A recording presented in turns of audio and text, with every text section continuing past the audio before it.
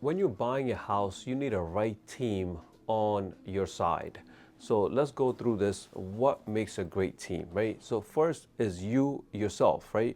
You want to pick a budget where you're comfortable, a neighborhood where you want to be in, right? Near your job, near your kids' schools, right? And you want to create a team, but you always want to make the final decisions from offer to closing. If you feel uncomfortable with any scenario, you probably don't want to move forward, okay?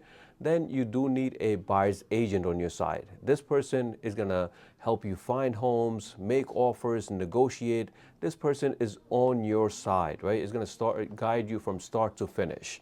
And the listing agent is going to be the seller's agent. He or she works for the seller.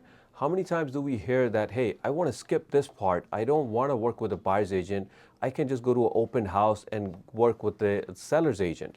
If you're going to work with a seller's agent or a listing agent, that person is already committed to the seller. So if there's any problems later down the line and everything, he or she is going to be putting more things on the seller side compared to you. Okay, so you always want a dedicated person, a real estate agent that's going to be on your side, right? Then you have a loan officer. This loan officer is going to get you a pre-approved and going to give you all the loan options. You want to work with at least 2 or 3 different loan officers and see who gives you the maximum pre-approval and explains all the loan options for you, right? So if you get a pre-approved for someone, does not mean that you have to work with them until the closing. You can you can switch anytime you like, okay? Then once your offer is accepted, you want to hire a home inspector. Even if you're not able to negotiate down anything, but if you're buying a house for $500,000, 800,000 or $1,000,000, or actually any amount, you want to make sure that this person checks for all the hidden issues regarding roof, plumbing, electric, foundation that your real estate agent or anybody else cannot do. So you need a licensed home inspector after your offer is accepted. After your offer is accepted, you will hire a real estate attorney. Again, you want to get your own attorney.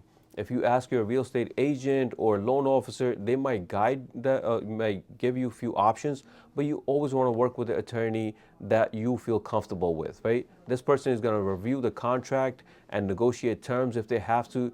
But remember, one line or one paragraph in that contract can cost you thousands of dollars, okay?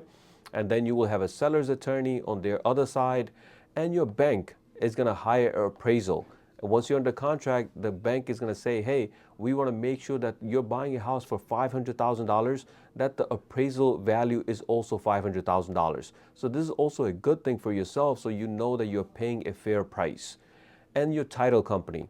The title company is going to be hired by your attorney, right, in most cases, and that person is going to make sure that there's no liens or any issues with the title and you have a clear title.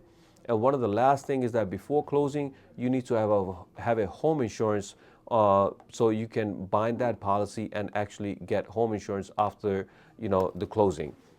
So you do need a solid team on your side. If you need any help, please get in touch.